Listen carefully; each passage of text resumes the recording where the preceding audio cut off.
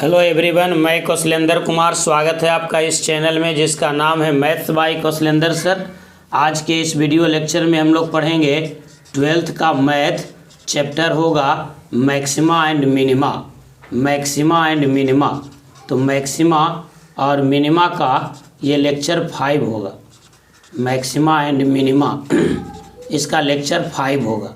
अगर आप पहली बार चैनल से जुड़े हैं तो आप प्लेलिस्ट में जाकर और सारे वीडियोज़ को देख लीजिए, वहाँ से आपको सहूलियत मिलेगा मैक्सिमा और मिनिमा को अच्छे से समझने के लिए।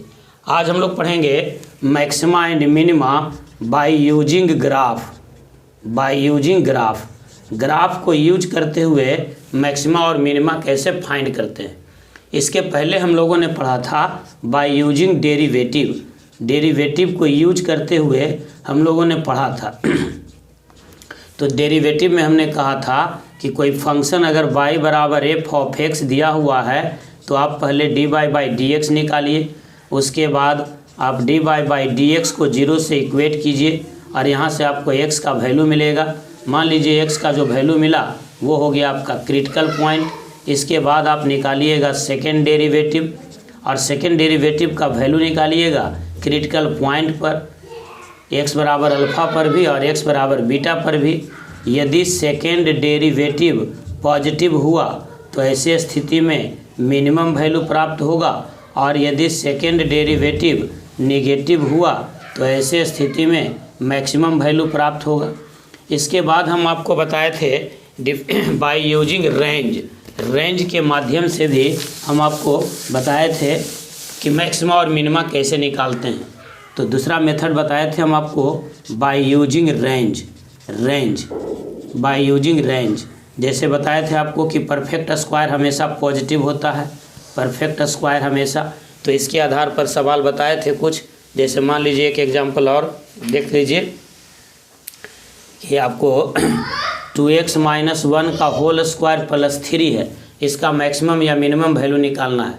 तो आप क्या कीजिएगा कि ये हो जाएगा पॉजिटिव, यानी इनका मिनिमम वैल्यू 0 और ये 3, तो इनका मिनिमम वैल्यू हो गया 3। यानी लिखेंगे कि 2x - 1 का whole square is greater than equals to 0, यानी 2x - 1 का whole square plus 3 is greater than 3। इसका मतलब f of x is greater than equals to 3, यानी f(x) का मिनिमम वैल्यू हो गया 3। आज हम लोग पढ़ेंगे maxima and minima by using graph. तो देखिए maxima and minima by using graph. Graph के मदद से आप मैक्सिमम और मिनिमम वैल्यू कैसे प्राप्त करेंगे। तो आपको हमने बताया था पहले लेक्चर में कि किसी फंक्शन का मैक्सिमम और मिनिमम का मतलब ग्राफ के हिसाब से क्या होता है। तो अगर किसी फंक्शन के ग्राफ में टॉप प्राप्त होता है तो समझिए कि ये मैक्सिमम वैल्यू प्राप्त हुआ, और मिनिमम प्राप्त होगा जब बॉटम मिलेगा। यानी टॉप के लिए मैक्सिमम और बॉटम के लिए मिनिमम।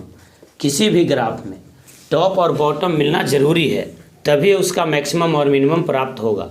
अगर कोई ऐसा ग्राफ है मान लीजिए जिसमें कोई टॉप और बॉटम प्राप्त ही ना हो, जैसे मान लीजिए कि ये ग्राफ है ऐसा इस प्रकार से, तो आप देख रहे हैं कि इस ग्राफ में कोई टॉप और कोई बॉटम नहीं है, नो टॉप नो बॉटम। तो इसका मतलब हो गया कि इस फंक्शन का कोई मैक्सिमम और मिनिमम वैल्यू प्राप्त नहीं होगा। ये ग्राफ है आपका tan x का, ये tan x का ग्राफ होता है। तो यहाँ से यह स्पष्ट होता है कि tan x का कोई मैक्सिमम और मिनिमम वैल्यू प्राप्त नहीं होगा। ये एक एग्जाम्पल हुआ, ऐसे बहुत सारे एग्जाम्पल्स भरे पड़े हैं। तो आपको ये देखना है कि जैसे ही मैक्सिमम और मिनिमम की बात होगी ग्राफ से, तो आप उसका ग्राफ ड्रॉ कीजिएगा। जहाँ टॉप मिलेगा वो मैक्सिमम होगा और जहाँ बॉटम मिलेगा वहाँ मिनिमम होगा। और इन केस यदि न तो टॉप प्राप्त होता है और ना ही बॉटम प्राप्त होता है तो ऐसी स्थिति में न तो कोई मैक्सिमम वैल्यू प्राप्त होगा और ना ही मिनिमम वैल्यू प्राप्त होगा। आइए कुछ एग्जाम्पल्स के साथ इसको देखते हैं। इससे पहले आपसे रिक्वेस्ट है कि वीडियो को लाइक कर लीजिए, चैनल को सब्सक्राइब कर लीजिए और दोस्तों में इसे शेयर भी कीजिए। चलिए शुरुआत करते हैं एग्जाम्पल्स के तौर पर। क्वेश्चन नंबर 1 देखिए, क्वेश्चन है फाइंड द मिनिमम और मैक्सिमम वैल्यू ऑफ f(x) बराबर x³ + 1। ये NCERT का सवाल है। आप इसको ग्राफ के माध्यम से सीखिए कि मैक्सिमम और मिनिमम वैल्यू कैसे फाइंड करेंगे। तो आप सबसे पहले एक्स क्यूब का ग्राफ खींच दीजिए। तो एफ एक्स बराबर एक्स क्यूब का ग्राफ होता है आपको जो टेन थीटा का ग्राफ होता है वही, ये ग्राफ हो गया आपका एक्स क्यूब का। अब आप ग्राफ खींचिएगा F x is equals to x cube plus 1 का, एक्स क्यूब प्लस 1।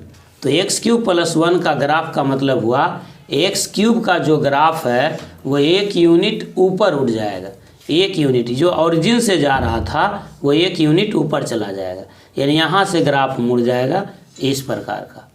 तो आप देख रहे हैं कि इस ग्राफ में कोई टॉप और कोई बॉटम नहीं मिला, नो टॉप नो बॉटम, कोई टॉप कोई बॉटम नहीं है। इसका मतलब यहाँ से हम ये सारांश निकालेंगे कि f x is equals to x cube plus 1 has neither maximum nor minimum, neither maximum nor minimum.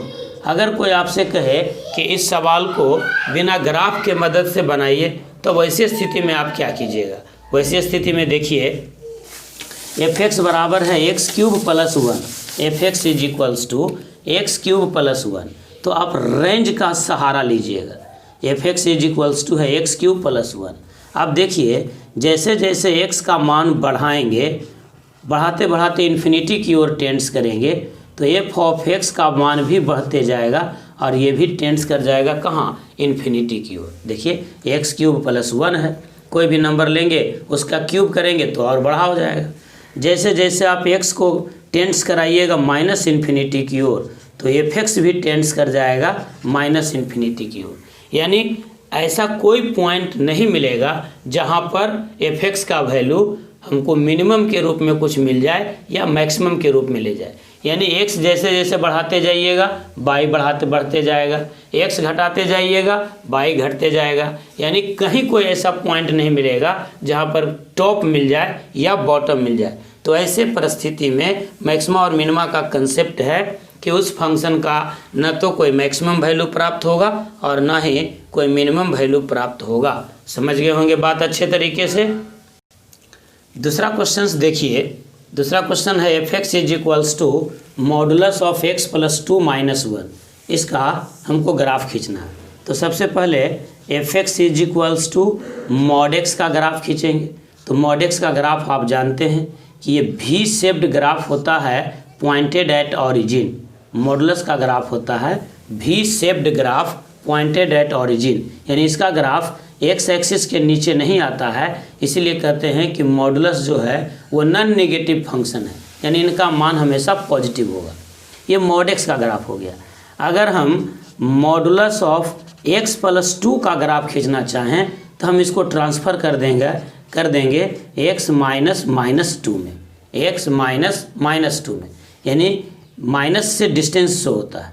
तो -2 यूनिट के डिस्टेंस पर मॉड एक्स का ग्राफ क्या हो जाएगा, -2 का मतलब हो गया 2 यूनिट लेफ्ट चला जाएगा। तो ये आपका ग्राफ हो जाएगा मॉड एक्स प्लस 2 का। समझ रहे हैं बात को, x प्लस 2। ये मत सोचिएगा कि x प्लस 2 है तो प्लस राइट जाएगा, नहीं, यहाँ निगेटिव साइन के चलते कन्वर्जन होता है।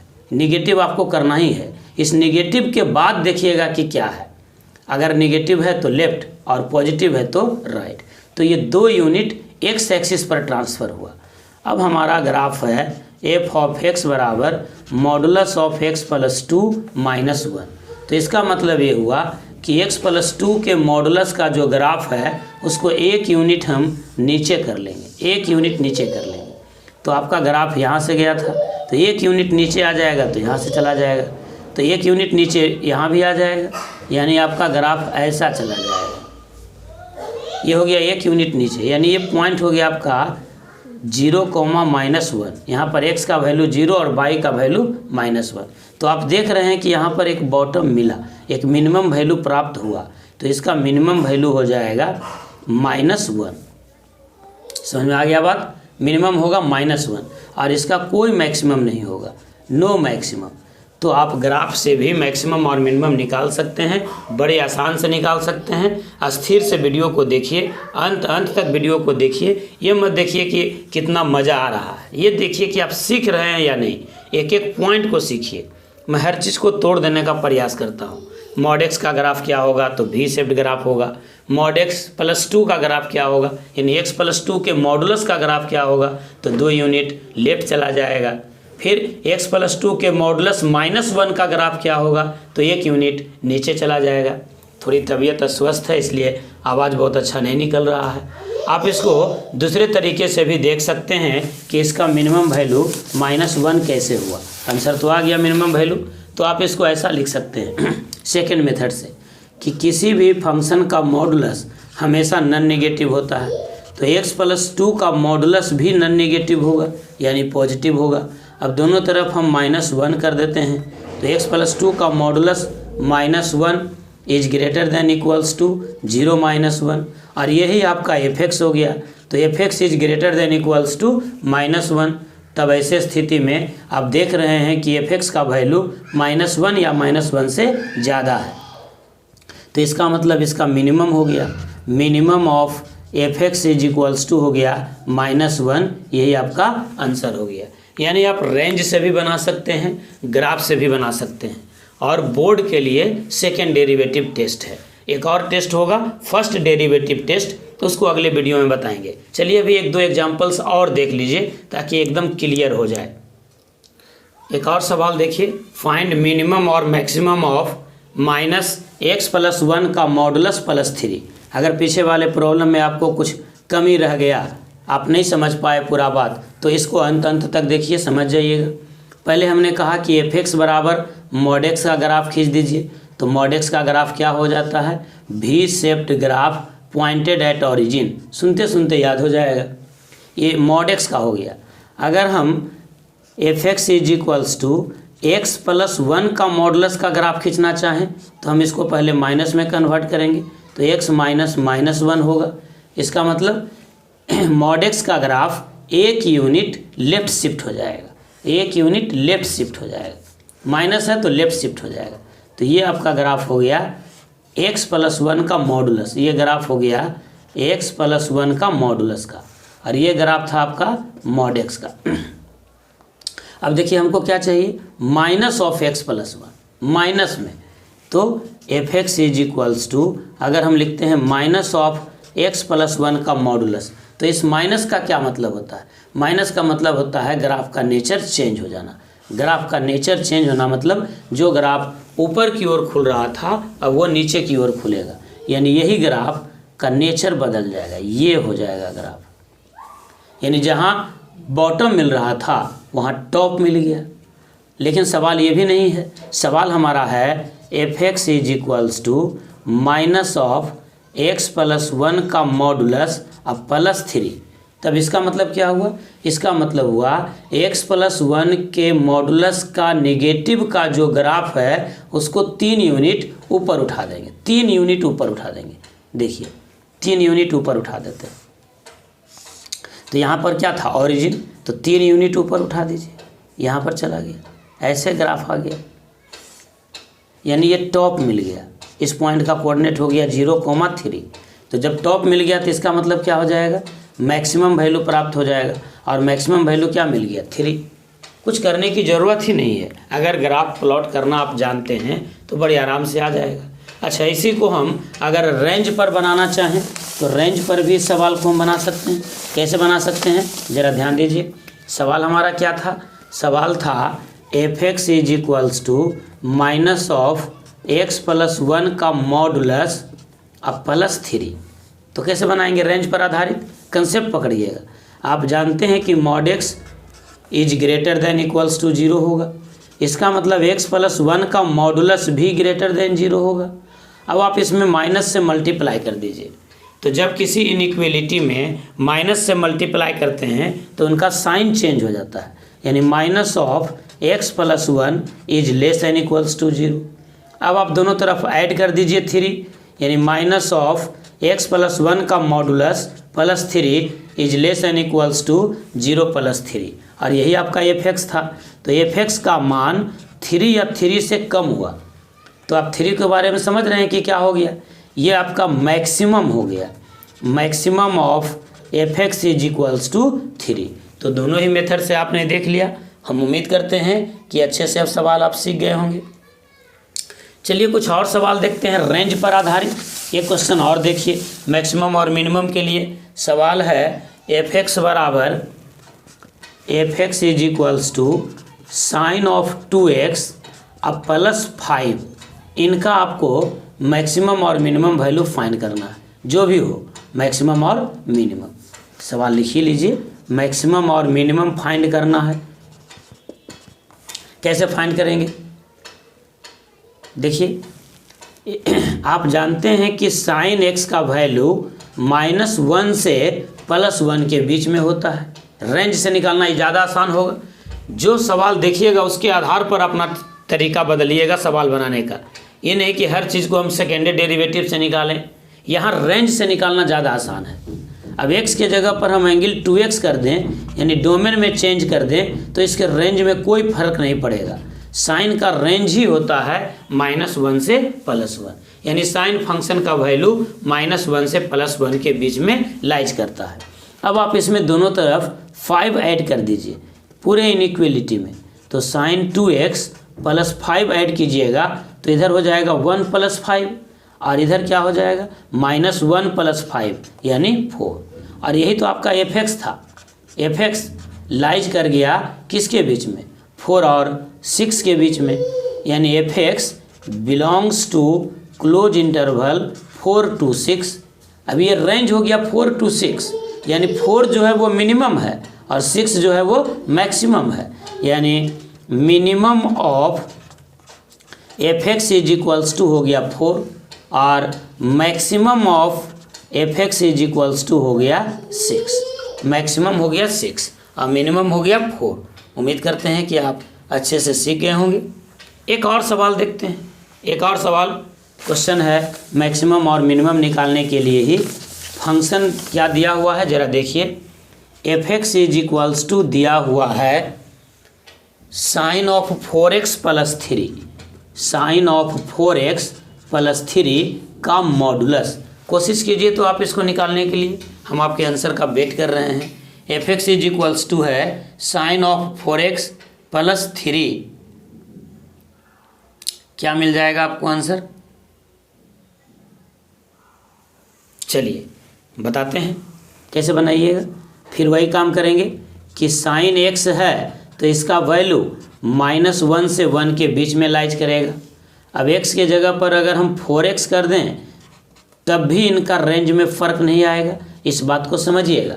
डोमेन में फ़र्क लाए हैं, रेंज में फ़र्क नहीं होगा। साइन का फंक्शन है तो इसका मिनिमम -1 होगा, मैक्सिमम +1 होगा। अब चाहे डोमेन आप कुछ कर दीजिए, कुछ भी का मतलब साइन का डोमेन होता है -∞ से +∞ साइन थीटा का, लेकिन रेंज इसका होता है -1 से +1। आपको याद रहना चाहिए। एक बार ज़रा सा हम रिजल्ट आपको लिख देते हैं कि साइन x का रेंज होता है -1 से 1, कॉस x का भी रेंज होता है -1 से 1, tan x का रेंज होता है -∞ से +∞, कॉट x का रेंज होता है -∞ से +∞, और सेक x और कॉसेक x का वैल्यू कुछ भी हो सकता है लेकिन -1 से 1 के बीच में नहीं होगा। +2 के विद्यार्थी होने के नाते ये बात आपको जुबान पे रहना चाहिए, इसको बढ़िया से देखिएगा, इसलिए बहुत सारे वीडियो में मैं इसको बोल देता हूँ। तो खैर देखिए, साइन ऑफ 4x का वैल्यू हो गया -1 से 1 के बीच में। अब आप इसमें 3 ऐड कर दीजिए, तो साइन ऑफ 4x + 3 ऐड कर रहे हैं, तो इसका मतलब यहाँ भी 3 ऐड करना होगा। तो जब 3 ऐड करेंगे तो कितना हो जाएगा 4, और यहाँ 3 ऐड करेंगे तो 3 - 1 यानी 2। अब हम दोनों तरफ मॉडुलस लगा देते हैं, मॉडुलस लगा देते हैं, मॉडुलस। तो modulus of sine of 4x + 3 is less than equals to modulus of 4, और यहाँ हो जाएगा मॉडुलस ऑफ 2। और आप जानते हैं मॉड के बारे में कि मॉड x बराबर जो है वही मिलता है जब इनपुट पॉजिटिव हो, और जो है उसका निगेटिव मिलता है जब इनपुट निगेटिव हो। तो आप यहाँ देख रहे हैं कि इनपुट पॉजिटिव है तो मॉड का वैल्यू जो है वही मिलेगा, यानी 2 है तो 2 ही मिल जाएगा। ये फंक्शन हो गया आपका fx। ये 4 है पॉजिटिव है तो आउटपुट वही मिल जाएगा। यहाँ 2 है पॉजिटिव है तो आउटपुट वही मिल जाएगा। यानी आप देख रहे हैं कि fx का जो रेंज है वो 2 से 4 के बीच में है। इसका मतलब ये हो गया कि इनका मिनिमम वैल्यू हो गया 2 और मैक्सिमम वैल्यू हो गया 4।